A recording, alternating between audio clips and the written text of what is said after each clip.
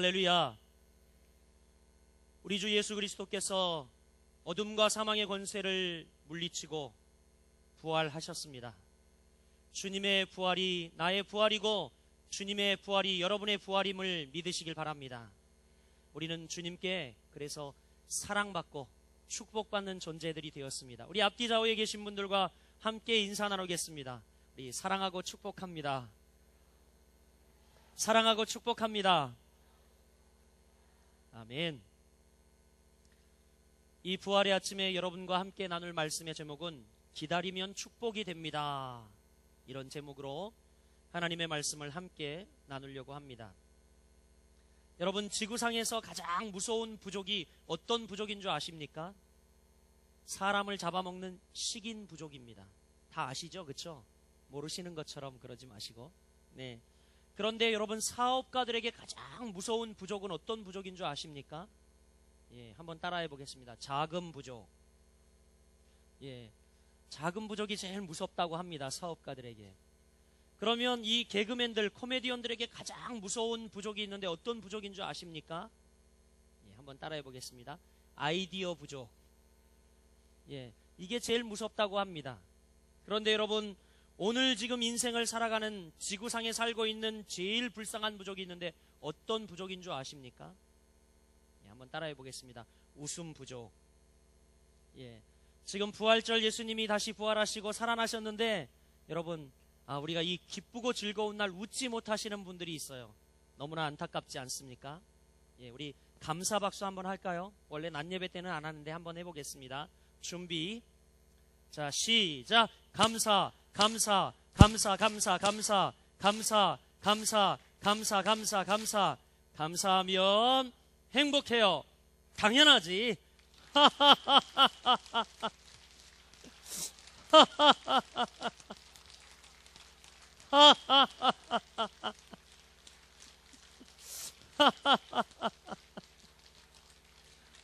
우리에게 예수께서 부활하신 이 사건만큼 기쁘고 즐거운 일이 어디 있겠습니까? 할렐루야! 할렐루야! 아멘. 주님께 영광 돌립니다. 여러분, 우리가 살고 있는 인생을 여러 가지 키워드로 정리할 수 있지만 저는 오늘 인생을 기다림이다 이렇게 정의하고 싶습니다. 많은 사람들은 기다리며 삽니다. 지금도 이 예배 외우셨습니까?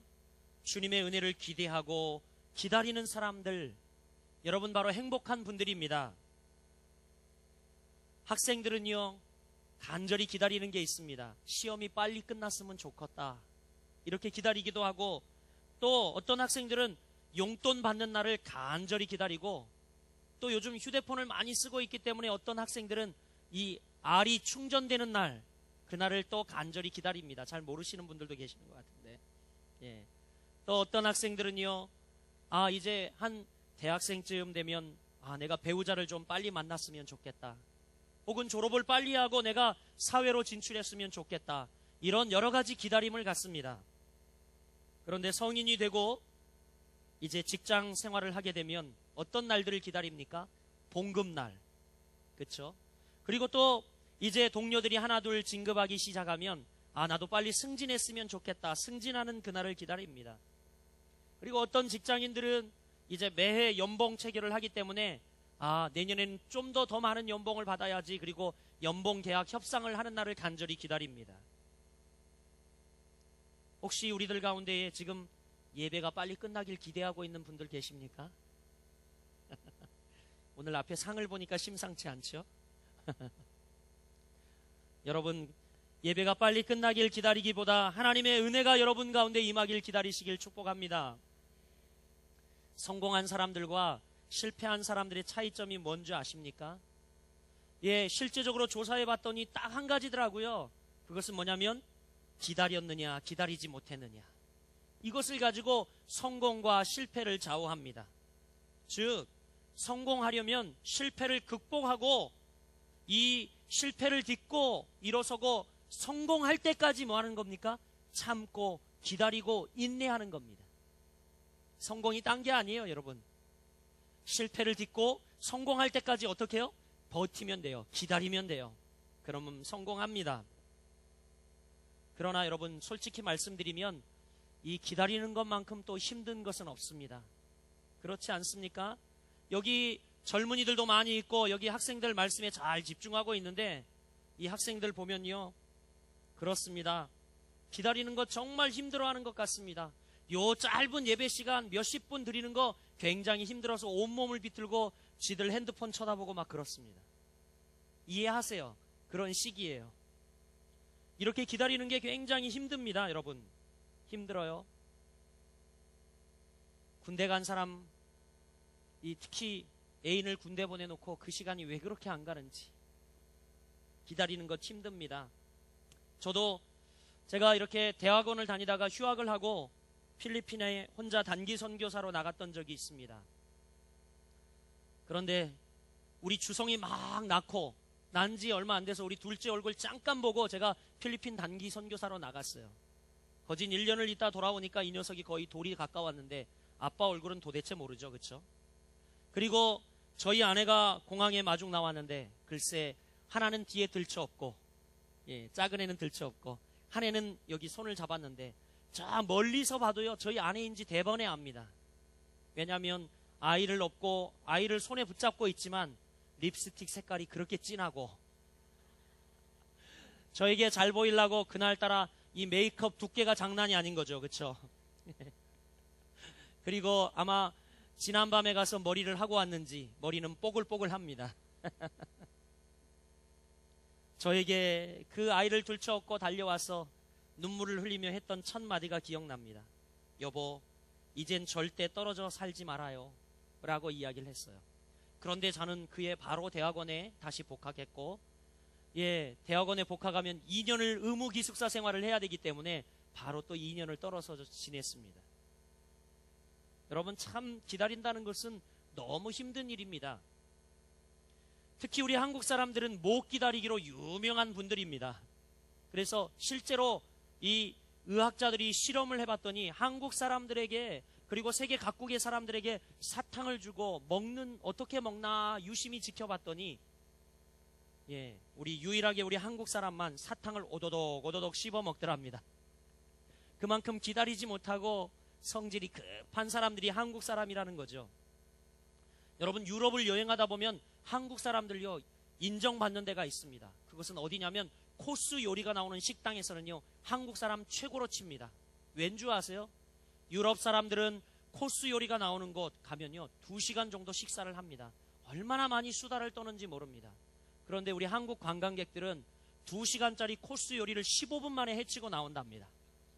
중간에 끊기면 맛이 없다고 빨리빨리 대라는 겁니다. 그리고 세상에 2시간짜리 코스 요리를 단 15분 만에, 그 사람들 먹는 거 보십시오. 스테이크를요 정말 손톱만하게 뜯어 먹습니다. 그런데 우리는 어떻게 해요?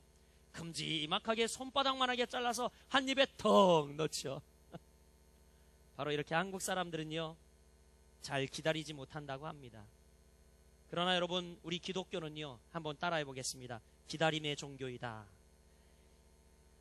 그래요, 우리 기독교는 기다림의 종교입니다. 우리가 구약 성경을 보면 구약에는 온 이스라엘 백성들이 이제 오실 메시아를 기다렸습니다.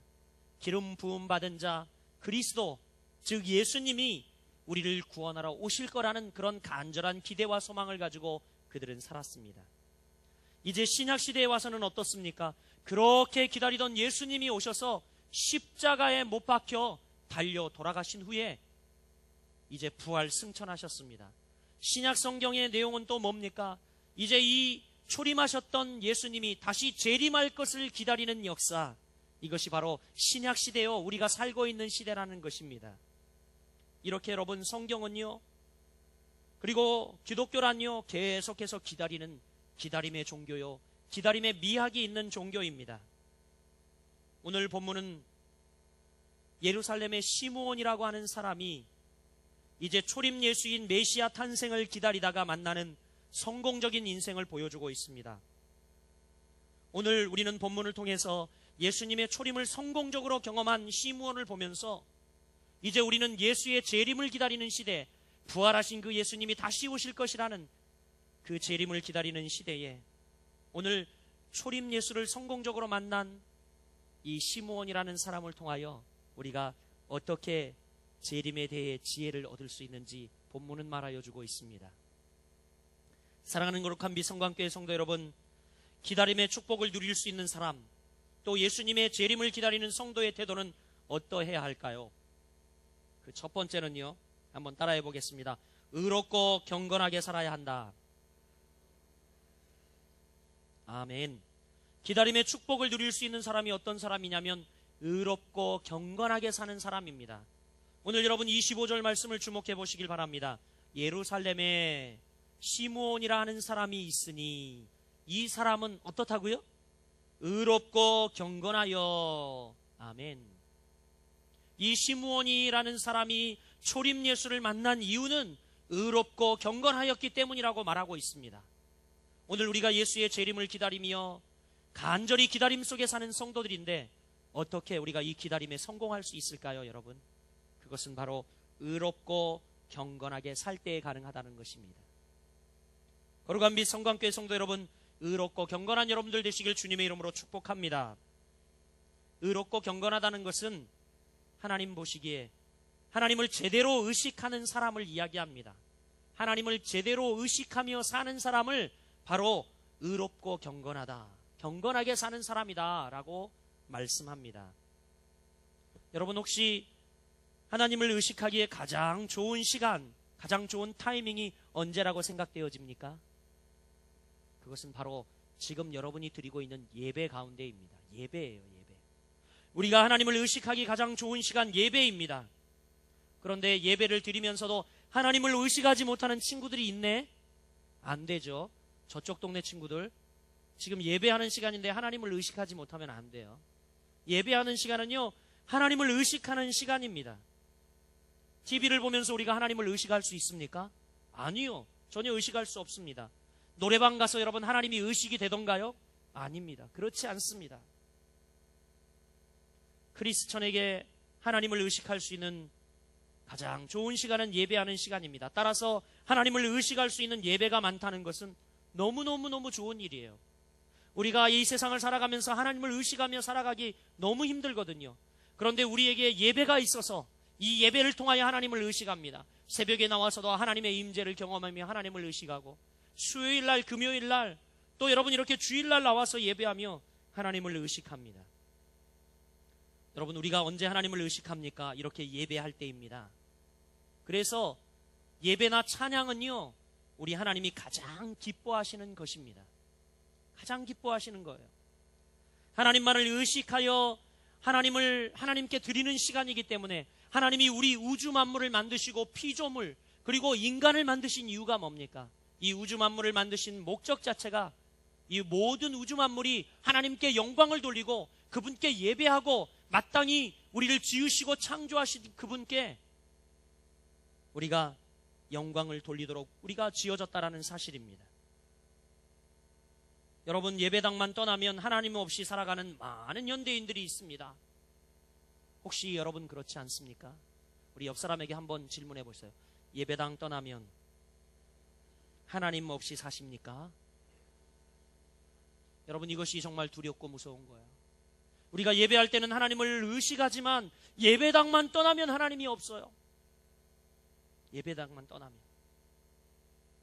그러나 여러분은 매사에 하나님을 의식하며 경건하게 살아가는 여러분들 되시길 축복합니다. 그래서 우리가 가는 곳마다 예배를 세우는 일은 너무 중요합니다. 여러분 직장에서 가급적이면 여러분 이 신우회를 만들고 예배를 세우십시오.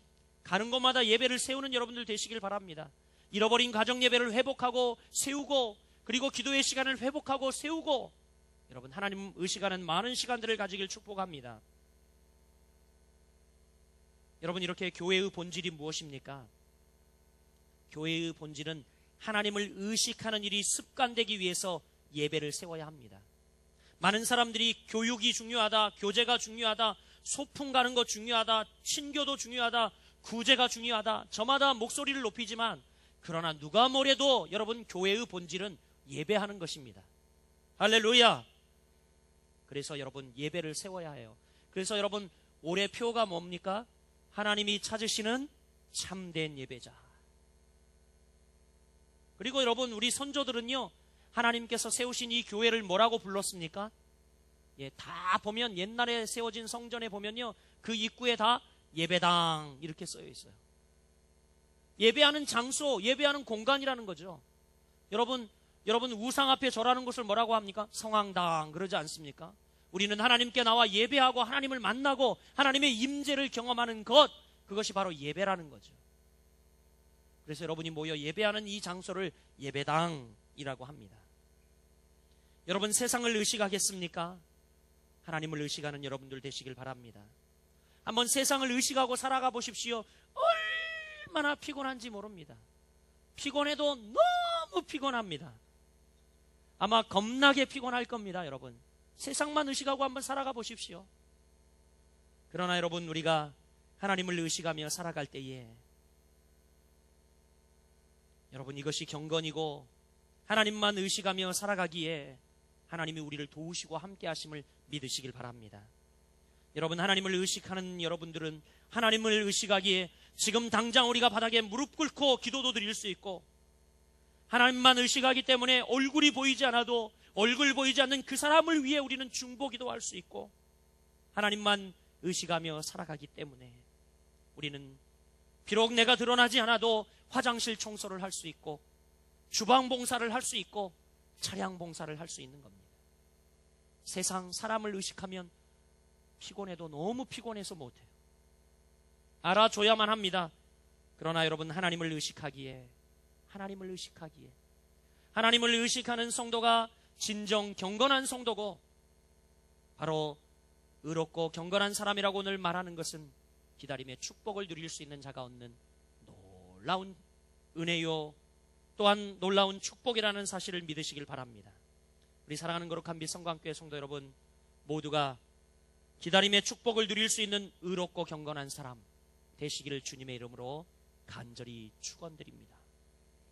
두 번째, 기다림의 축복을 누리며 또한 재림을 기다리는 성도의 태도는 어떠한 태도를 가져야 할까요? 두 번째는요, 소망을 가진 사람이어야 합니다. 소망을 가진 자. 오늘 25절 말씀을 연결해 보겠습니다. 예루살렘에 시므온이라 하는 사람이 있으니 이 사람은 의롭고 경건하여, 의롭고 경건한 자. 그 다음에 뭐라고 이야기합니까? 이스라엘의 위로를 기다리는 자라. 이스라엘의 위로를 기다리는 자라. 이렇게 이야기하고 있습니다. 소망 없는 사람의 특징이 무엇입니까? 견디지 못하는 게 특징이에요. 이게 소망 없는 사람의 특징입니다. 더 이상 소망이 없다고 생각하니까 견디지 못하고 다리 위에서 그만 뛰어내리고 빌딩 위에서 뛰어내리고 그러는 겁니다. 소망이 없는 사람은 인내하지 못합니다. 그래서 몰트만이라는 신학자는 뭐라고 이야기를 했냐면, 나는 소망한다 고로 존재한다, 이렇게 이야기를 했습니다. 나는 소망하고 있기 때문에 고로 나는 존재한다. 오늘 지금 본문 가운데 시므온은 어떤 사람이었습니까? 당시 많은 사람들은 로마의 압제하에 더 이상 우리는 소망이 없어, 가능성이 없어, 이렇게 이야기하지만 오늘 본문에 등장하고 있는 시므온은 이스라엘의 위로를 기다리는 자라, 이렇게 이야기하고 있습니다. 이스라엘을 위로할 자를 기다리는 자. 바로 이 땅 가운데 메시아 되신 예수님께서 찾아오셔서 압제와 포로에 있는 민족을 구원하시고 다시 살리고자 하는 그 놀라운 계획을 가지고 오실 것을 소망을 가지고 바라보는 자, 이스라엘 가운데 위로가 임하기를 기다리는 자라고 표현하고 있습니다. 사랑하는 여러분, 그렇습니다. 우리 직장인들은 우리를 존재케 하는 근거, 이유와 소망이 무엇입니까? 월급 때문에? 휴가 때문에? 보너스 때문에? 여러분, 아니면 늘 나를 갈구고 괴롭히는 땡땡 부장님, 언젠가 버티다 보면 나보다 먼저 나가게 되겠지, 이런 소망으로 버티십니까?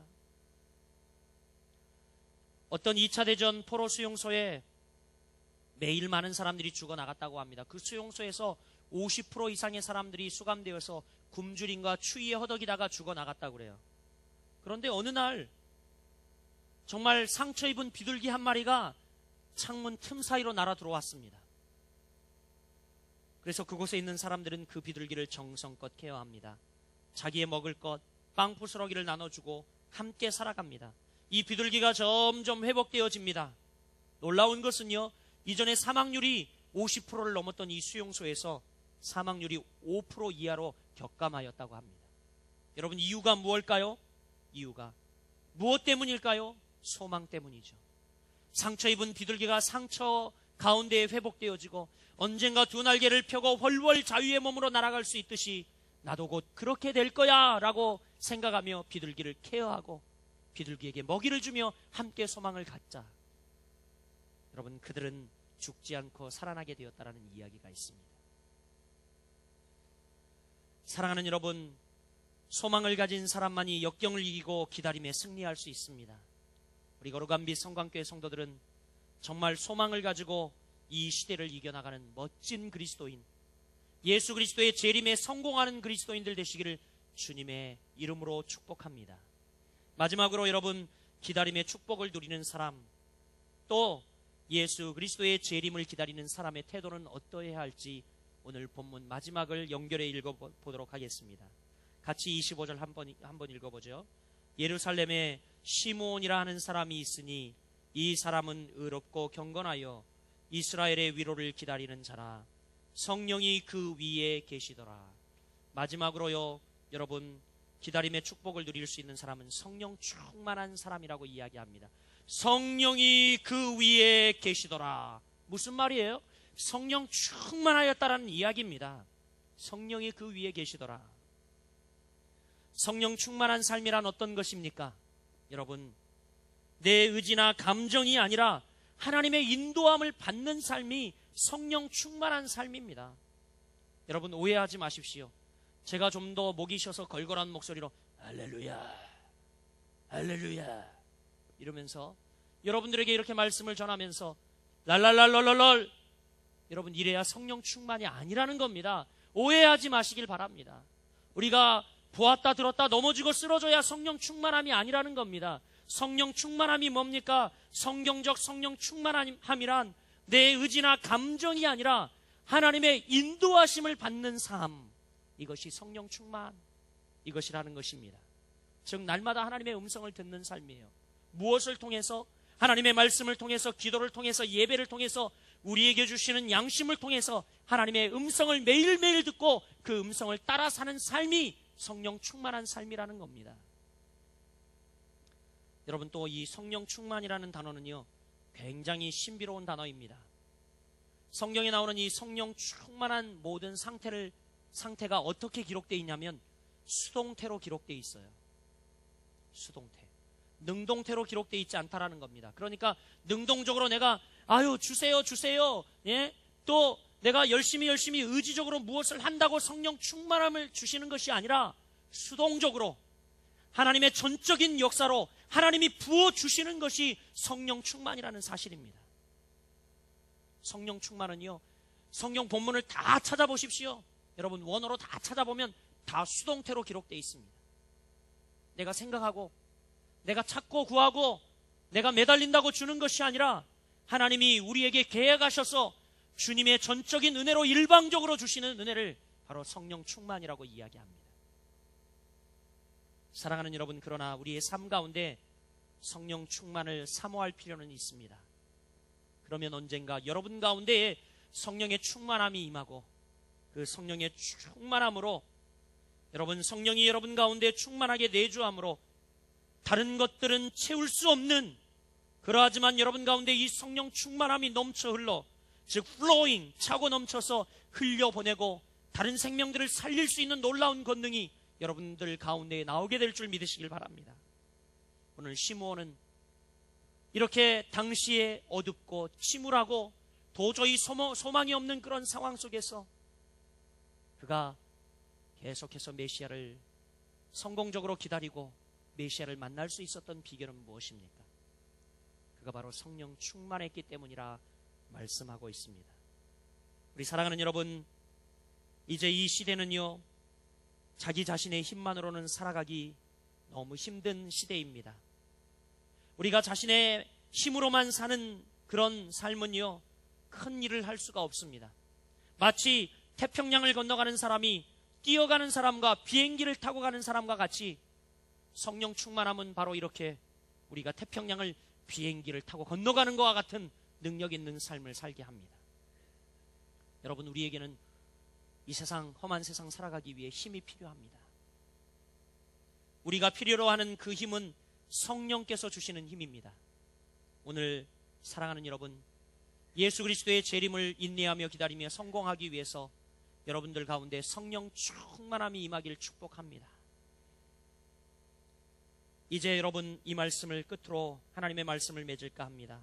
시카고에 어네스트 티틀이라고 하는 사람이 있었는데 갑자기 사랑하는 아내가 죽고 말았습니다. 갑자기 병으로 죽고 말자 너무 허무하고, 그리고 이제 너무너무 사랑하고 너무너무 아꼈기 때문에 그가 이제 몽유병에 시달리면서 환자처럼 매일 밤마다 일어나서 그의 아내를 찾아 헤매어 다니는 겁니다. 그리고 날이 밝으면 비로소 제정신이 돌아와서 자기가 늘 어느 강가 앞에 서 있는 것을 발견하게 됩니다. 어느 날도 역시 마찬가지로 밤새 헤매다가 정신이 딱 돌아와서 눈을 딱 뜨니까 정말 강에 깎아지를 듯한 절벽 앞에 딱 서 있는데 그 뒤에 자신의 허리춤을 꽉 잡고 있는 한 사람을 발견하게 되었습니다. 그가 누구냐면 그의 늙으신 아버지였어요. 눈물을 흘리며 그 아들이 허리춤을 붙잡고 있었습니다.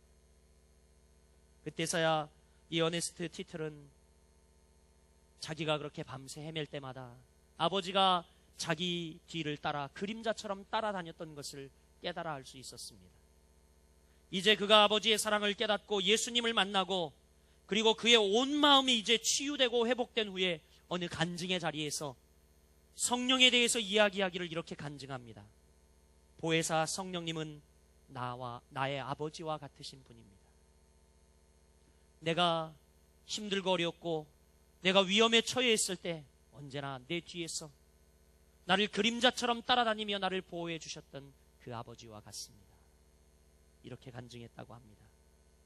사랑하는 거룩한 빛성광교회 성도 여러분, 우리가 우리의 의지가 아닌 성령을 의지할 때 궁극적으로 기다리고 참으며 예수님이 오실 때까지 승리할 수 있음을 믿으시길 바랍니다. 이제 예수님 오시기를 기다리는 재림의 시대에 살고 있는 여러분들에게 오늘 기다림이 축복이 되는 놀라운 은혜가 임하게 되기를 예수님의 이름으로 간절히 축복합니다.